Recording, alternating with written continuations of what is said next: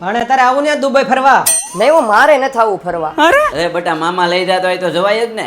અરે એમ થાય હાલની ભણા. હા તમે દર વખતે પ્લાન બનાવો છો અને કેન્સલ કરી નાખો. મારે આવવાનું નથી થતું. આપણે ટૂર વાળા એવા ગોતા છે ને ક્યાંય અટવાય જ નહીં.